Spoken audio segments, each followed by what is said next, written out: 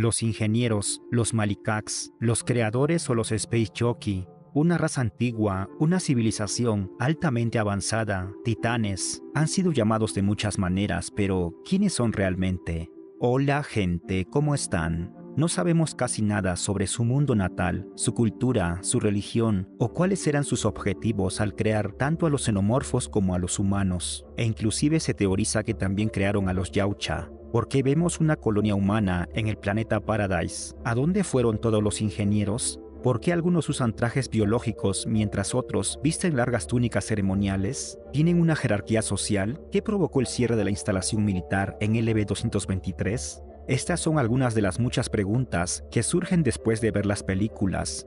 El Space Jockey apareció por primera vez en la película Alien de 1979, cuando la tripulación de la Nostromo capta una misteriosa señal que los conduce al planeta LV-426. En su superficie, descubren una nave alienígena y un único piloto. Según la tripulación, había muerto hacía tanto tiempo que su cuerpo se había fosilizado y fusionado con la silla. Y aunque el Space Jockey apareció en pantalla solo durante unos minutos, despertó un enorme interés entre los espectadores. Muchas personas salieron del cine decepcionadas porque el director nunca explicó la causa de la misteriosa muerte del piloto, ni reveló la historia de fondo de la nave estrellada. Ridley Scott tomó la decisión correcta en su momento para corregir ese vacío. Cuando la película fue lanzada en DVD, la caja incluía información crucial. Indicaba que la nave del Space Jockey era un bombardero y que los huevos de xenomorfo a bordo eran una forma de arma biológica. El alienígena era un soldado que transportaba armas biológicas en sus cámaras para luchar contra un enemigo desconocido, y esta arma biológica no era otra cosa que los huevos de facehuggers. Por razones poco claras, el piloto se infectó con uno de ellos. No había mucha información, pero era algo. Con el estreno de Prometeo, supimos que los huevos de facehugger no eran la única arma biológica. También existían urnas que contenían un patógeno negro. Los Space Jockey, en realidad, se parecen mucho a los humanos. Esa imagen que todos teníamos en 1979 solo era un traje biomecánico. Todos los Space Jockey lo usaban, excepto aquellos que vemos al inicio de Prometeo, durante el ritual de creación de un nuevo mundo. Existe un enorme vacío entre los estrenos de estas dos películas originales, 33 años para ser exactos, y durante ese tiempo se lanzaron innumerables secuelas dirigidas por distintos directores, además de cómics, videojuegos y libros. Los libros en particular jugaron un papel fundamental. Autores como Steve Perry, Michael John Friedman, Marina Namova y muchos otros construyeron sus historias basándose en la única información, en la única fuente de verdad que tenían, la película Alien de 1979. Ninguno de ellos sabía que los ingenieros eran en realidad humanoides. Incluso el tamaño de estos seres cambió drásticamente antes de 2012. Se decía que medían hasta 5 metros de altura, pero en Prometeo su estatura apenas alcanzaba los 3 metros. Debido a esa larga pausa entre películas y los cambios de apariencia, el canon sufrió muchos ajustes. Simplemente no había suficiente información oficial para establecer una continuidad clara, así que los escritores tuvieron total libertad creativa. Cada uno aportó su propia interpretación de los ingenieros. Por supuesto, una respuesta definitiva podría haber llegado con Alien Covenant, pero Ridley Scott decidió no continuar la línea argumental de los Space Jockey. Tomó la decisión en nombre del público de que era mejor regresar a los xenomorfos y no a sus creadores, y todos sabemos cómo terminó eso. Personalmente, después de ver Prometeo, perdí el interés en los xenomorfos como especie. Quería más de los ingenieros, quería ver sus ciudades, su arquitectura, su mundo natal. Quería saber qué les había sucedido, por qué estos seres tan avanzados veneraban al Deacon, para qué fue creado realmente el patógeno. Pero Alien Covenant no nos dio respuestas. En su lugar, obtuvimos una ciudad aburrida, una colonia humana y ni un solo ingeniero a la vista. Pensé que no tenía ningún sentido, pero resultó que estaba equivocado. Hay una lógica detrás de todo esto, solo hay que profundizar para encontrarla en las películas, así que vamos a descubrirlo juntos. Hoy exploramos el ascenso y la caída de los Space Jockey como civilización. Aprenderemos por qué dejaron a los humanos en la Tierra y nos permitieron desarrollarnos de manera independiente. Nos adentraremos en su estructura social y analizaremos las 3 castas principales, los Jockey, los ancianos y los guerreros.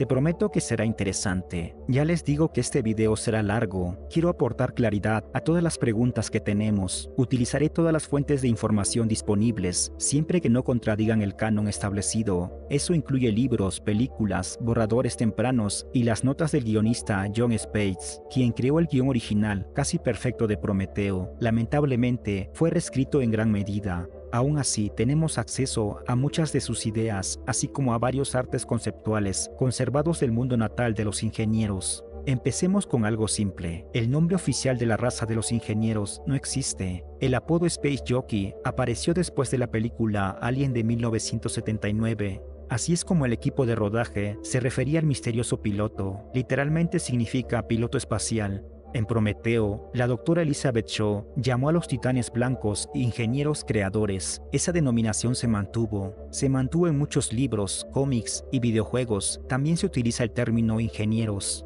El autor, Michael John Friedman, en una de sus novelas, llamó a la raza Malakak. Después de Prometeo, los creadores comenzaron a dividirse en tres grandes grupos o castas. La primera es de los ancianos, lo vemos al inicio de Prometeo, durante la escena ceremonial. Vestían largas túnicas y extraños ornamentos alrededor del cuello. El segundo grupo es el de los guerreros, así que aquí se incluye al piloto muerto encontrado por la tripulación de la Nostromo. Ellos usan trajes biológicos y nunca se quitan los cascos. Podría decirse que estos ingenieros pasan toda su vida dentro de su armadura biomecánica, hasta el punto de que el traje se convierte en parte de su cuerpo.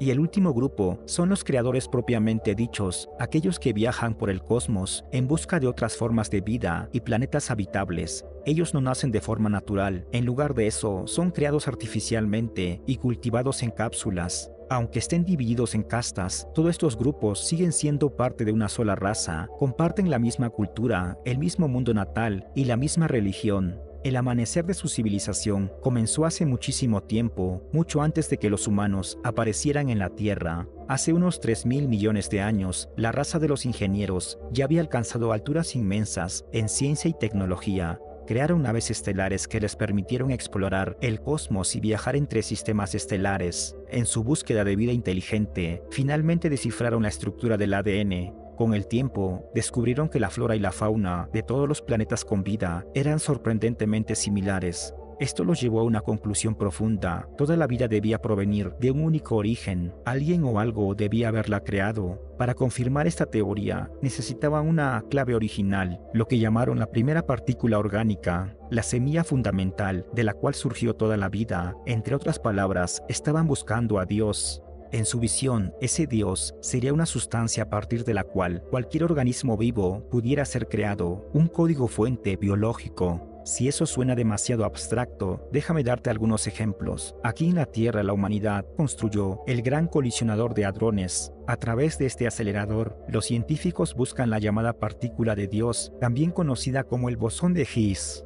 La idea es que debe existir una partícula fundamental en la naturaleza a partir de la cual se pueda construir cualquier tipo de materia, diamante, oro, petróleo, agua o lo que sea. Un segundo ejemplo sería en las células madre. En las primeras etapas del embarazo, un feto está compuesto completamente de células madre. Con el tiempo, estas células se convierten en nervios, piel, músculos. Pero antes de esa transformación, todos son iguales, una fuente universal. Eso es lo que los ingenieros estaban buscando. Los ingenieros buscaban una partícula orgánica divina, una sustancia a partir de la cual pudieran crearse cualquier organismo. Por eso viajaban a través de la inmensidad del espacio, estudiando planetas con vida. Sus naves se acercaban a la velocidad de la luz, pero nunca lograron crear agujeros de gusano ni tecnología de teletransportación. Según el guión original de Jon Spaihts, los ingenieros que usaban trajes biomecánicos tenían una esperanza de vida de alrededor de 300.000 años. El viaje intergaláctico tomaba muchísimo tiempo y aunque sus vidas eran largas en comparación con las humanas, no era suficiente para misiones de espacio profundo, así que necesitaban una solución, alguna forma de extender su tiempo en el espacio. Finalmente los ancianos decidieron abandonar la reproducción tradicional. Los huevos fertilizados eran llevados a naves nodrizas, donde cámaras especializadas permitían el cultivo de la siguiente generación. Este método resultó mucho más práctico para los viajes espaciales prolongados. Permitió a los creadores abandonar su galaxia natal y explorar las estrellas durante cientos de miles de años, todo en busca de una nueva vida y de esa esquiva partícula orgánica divina. Otro grupo de Space Jockey buscó su propia forma de extender la vida en el espacio. Su respuesta fue desarrollar un exoesqueleto biomecánico orgánico que los ingenieros usarían de forma permanente. Para que el cuerpo aceptara el traje biológico como una extensión de sí mismo, los Jockey tomaban un compuesto especial. Este evitaba el rechazo del cuerpo a la estructura biomecánica, pero también provocaba mutaciones, siendo la más notable el crecimiento continuo. Estos ingenieros crecían durante toda su vida, alcanzando eventualmente alturas de hasta 5 metros. Esto explica por qué el Jockey muerto que vemos en Alien de 1979 era significativamente más grande que los ingenieros mostrados en Prometeo. El fallecido diseñador visual H.R. Giger, creador del Alien y del aspecto del Space Jockey, originalmente dibujó un casco transparente para el traje. Esa idea estaba pensada para usarse en la película. Sin embargo, debido a limitaciones de tiempo y presupuesto, finalmente fue descartada. Después del entorno, H.R. Giger compartió esta información en entrevistas con escritores de ciencia ficción. Por eso, en casi todos los cómics y novelas, los ingenieros militares son representados con cascos transparentes. Lo repito, antes de Prometeo, ninguno de los escritores ni creadores de cómics sabía que los ingenieros eran humanoides casi idénticos a los humanos. Volviendo a la historia, al final, una facción de los Space Jockey optó por usar células de huevos fertilizados para la reproducción, mientras que la otra dependía de exotrajes biomecánicos y de un compuesto que extendía su vida útil. Esto eventualmente llevó a diferencias físicas entre los grupos, pero no afectó su cultura ni su civilización en general. La misión, la búsqueda del material biológico definitivo, permaneció intacta, seguía siendo su objetivo supremo. En algún punto, sin que se mencione fecha ni ubicación, una nave clase Juggernaut descubrió un planeta habitado por xenomorfos. Tampoco conocemos su nombre oficial, pero según varios cómics y libros, suele llamarse simplemente La Colmena.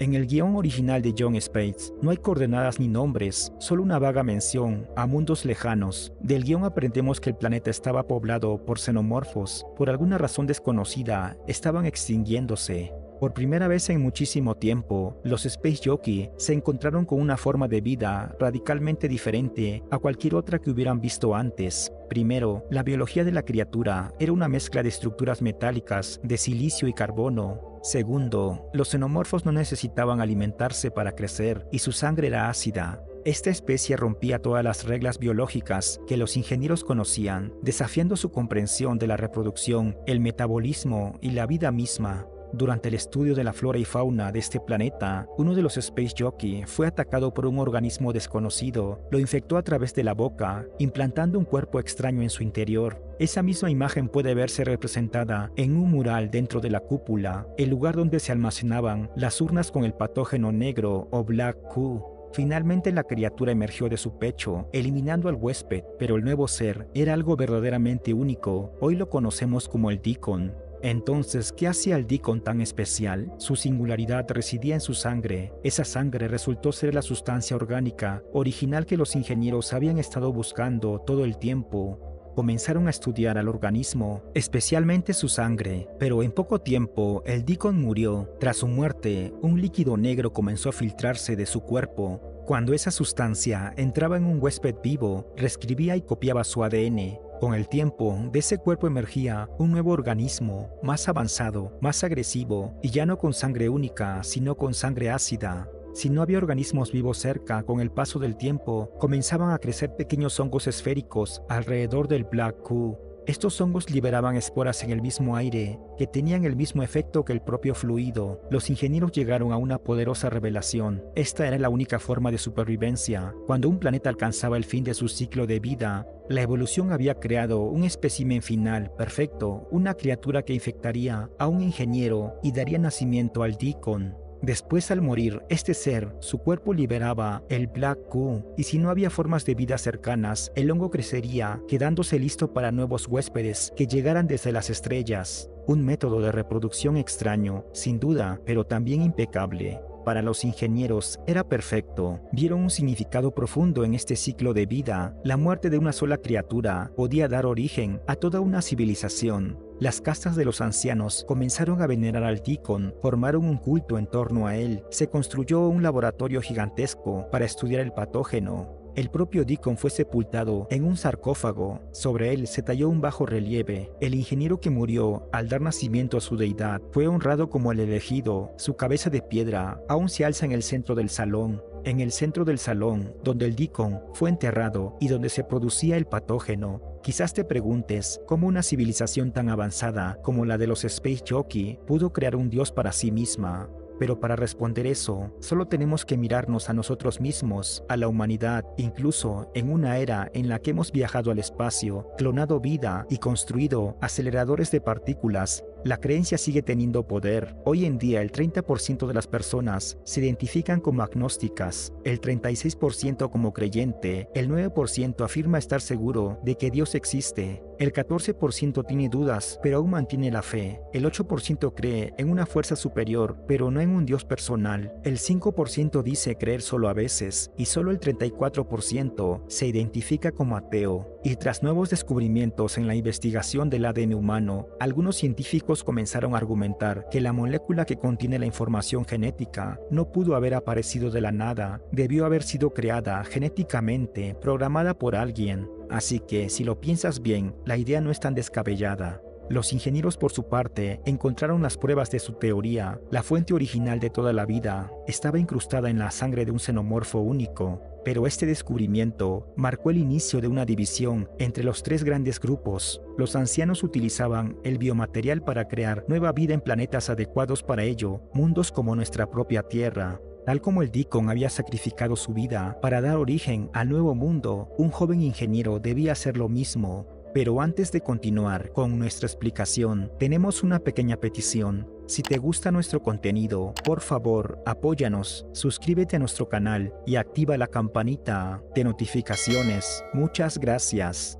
En ese ritual se le exigía beber la sustancia, en otras palabras, la sangre del Deacon, la esencia del xenomorfo original, para crear vida. Este es el ritual que vemos al inicio de Prometeo. Según un borrador temprano de John Space, los ancianos dispersaban la semilla de la vida por todo el cosmos y tras el paso de mucho tiempo regresaban a esos planetas para supervisar el desarrollo de la vida que habían sembrado. El segundo grupo toma un camino diferente. Comenzaron a construir laboratorios para estudiar a los xenomorfos. Estos jockeys, nacidos a bordo de naves estelares, a partir de huevos fertilizados y cultivados en incubación, empezaron a producir el patógeno en grandes cantidades. A veces llevaban a cabo bombardeos planetarios y realizaban experimentos con otras especies vivas, estudiaban las consecuencias. El objetivo siempre era el mismo, recrear al Deacon, cuya sangre era tan valiosa para los ingenieros, pero todos los intentos terminaban igual, en fracaso. Nunca lograron replicar a ese ser perfecto. El Deacon seguía siendo único. La facción militar también comenzó a realizar experimentos. Mientras los ancianos creaban vida y humanos, los guerreros creaban muerte y xenomorfos. Incluso lograron recrear desde cero el planeta donde los xenomorfos originales habían vivido. Mientras viajan por el espacio, si encontraban un planeta con organismos vivos, liberaban semillas planetarias, especialmente huevos de facehugger, pero también avanzaban en el estudio del exoesqueleto externo del Deacon. Descubrieron que el material en sí era único.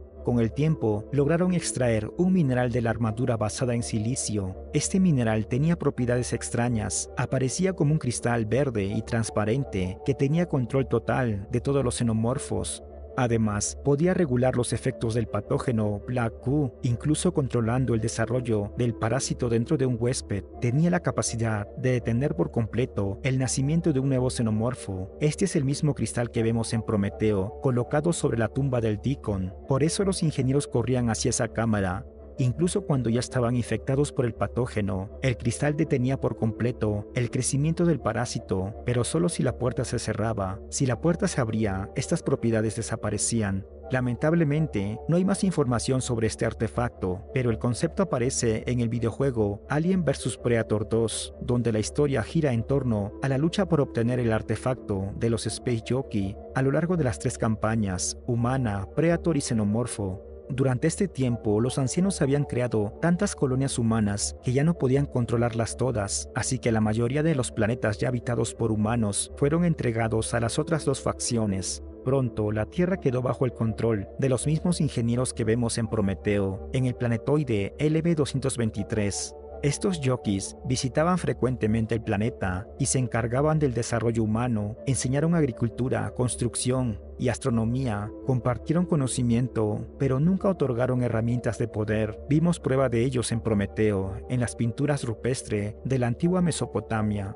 En la isla del cielo, los humanos se representaban a sí mismos junto a titanes imponentes, señalando las estrellas, mostrando exactamente de dónde habían venido. No eran las coordenadas del mundo natal de los ingenieros, pero eso ya lo sabemos por la película. Mientras tanto, los ancianos gobernaban sus propias colonias, bajo un principio muy distinto. Cada planeta tenía una sola gran ciudad, supervisada por un consejo de ingenieros. No había tecnología avanzada, ni progreso de alto nivel, ni nada de lo que alguna vez había destruido a los propios Space Jockey, nada que pudiera llevar a esos humanos por el mismo camino destructivo. En muchos sentidos, eran fanáticos religiosos, si ese término ayuda a transmitir mejor la idea. Los ancianos desaprobaban todos los experimentos con xenomorfos y el patógeno Black Goo. También condenaban el uso deliberado de semillas planetarias en mundos vivos. En su visión, los otros dos grupos solo traían muerte cuando se suponía que debían crear y proteger la vida. Fue entonces cuando ocurrió la verdadera división dentro de la civilización.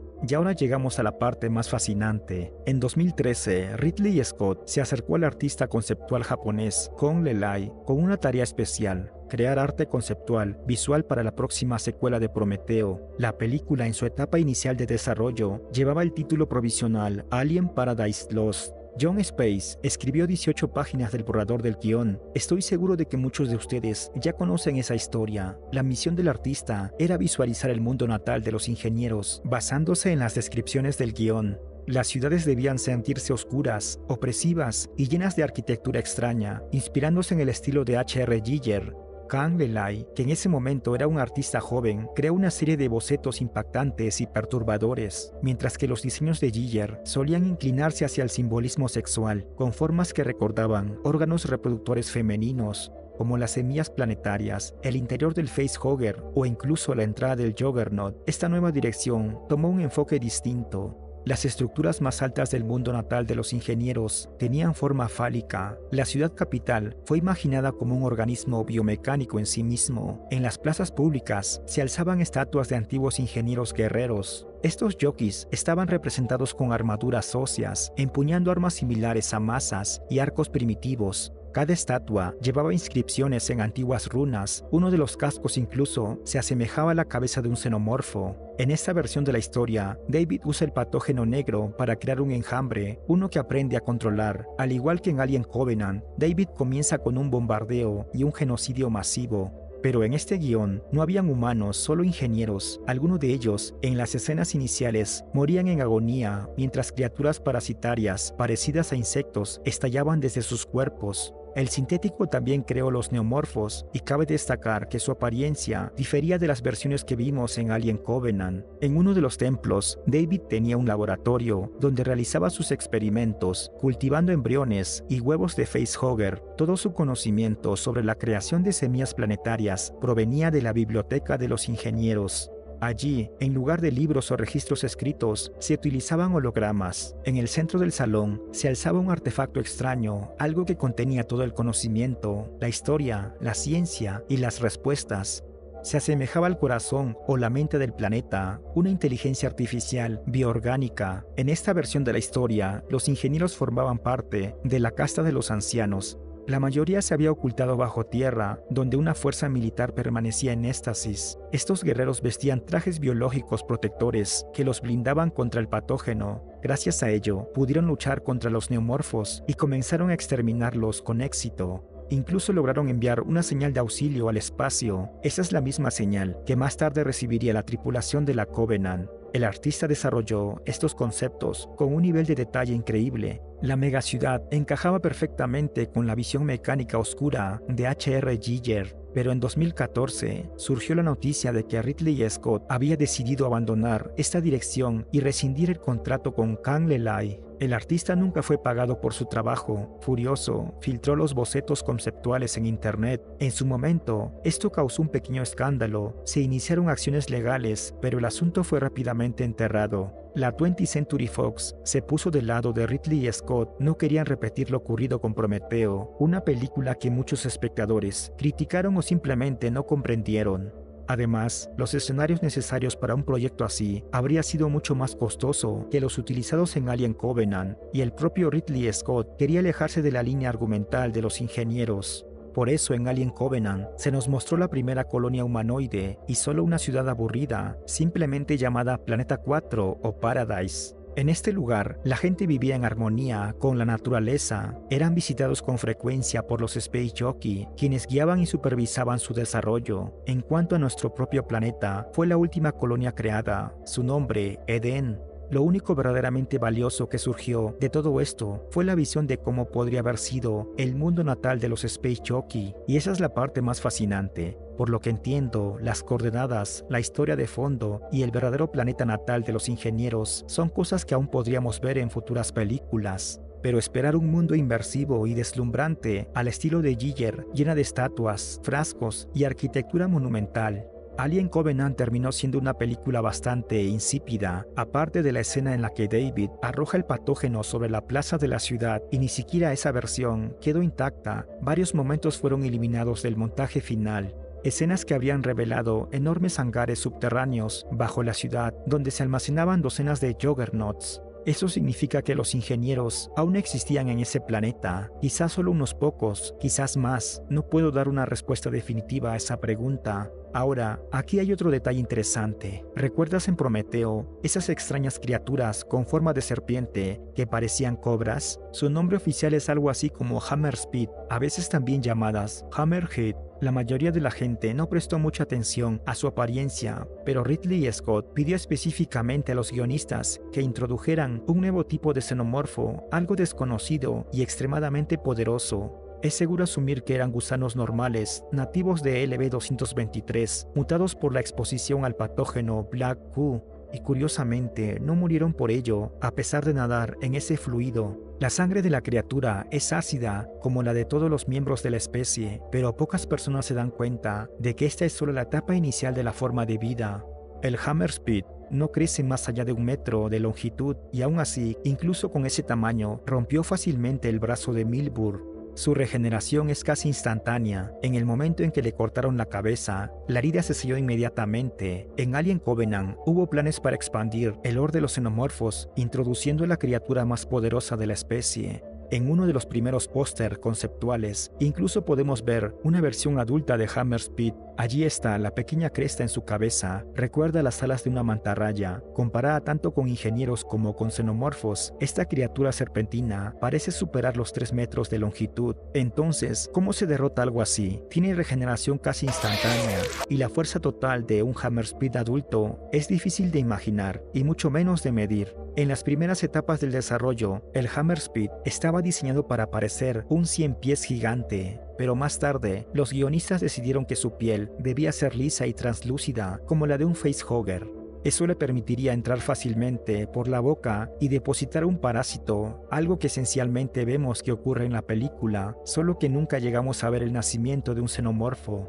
El Hammerspit infectó a Milburn y sobrevivió al proceso. A diferencia del facehugger, no murió tras la implantación. Originalmente el estudio planeaba mostrar un nuevo chestbuster emergiendo del cuerpo de Milburn, pero esa idea fue descartada por 2 razones. Primero, el cuerpo de Milburn estaba muy cerca del cristal verde, el mismo que detiene el desarrollo de los xenomorfos. Y segundo, el equipo creativo ya había decidido mostrar el nacimiento del Deacon. Incluir otra escena post-créditos con un chestbuster saliendo de Milburn habría resultado redundante o incluso fuera de lugar. Sin embargo, los Hammerspit estaban destinados a desempeñar un papel mucho mayor en la secuela. De hecho, se pueden ver esculturas de estas criaturas serpentinas en la plaza de la ciudad y también aparecían en el póster promocional inicial. Más tarde fueron eliminadas y después de eso nunca se volvieron a publicar imágenes de las serpientes Hammerspit, lo cual es una verdadera lástima. El potencial para expandir el lore era enorme. Incluso el guionista Jon Space se sintió profundamente decepcionado de que Prometeo solo incluyera una facción de sus ideas originales. El final, en particular, fue recortado, un final que habría mostrado al Deacon vagando por el laberinto del laboratorio, explorando el mundo a su alrededor, y finalmente descubriendo la tumba del xenomorfo primordial original. Si toda esta información se hubiera mostrado realmente en las películas, el final de Prometeo no habría resultado tan inútil o confuso, porque en la escena final vemos al Deacon, el mismo xenomorfo único que los ingenieros habían pasado tanto tiempo intentando crear. Vimos su cuerpo sepultado y su imagen tallada en bajo relieve, y aún así, en lugar de una recompensa real, todo lo que obtuvimos fue un breve momento de nostalgia y una confusión total. Y esto dejó al público preguntándose qué se suponía que debía sacar de todo esto. Se sintió como si la historia del Deacon hubiera quedado inconclusa, y resulta que así fue. ¿Y tú qué opinas? Escríbelo en los comentarios. Si te ha parecido interesante el video, te invito a que te suscribas a mi canal y me dejes un like. Muchas gracias por ver este video.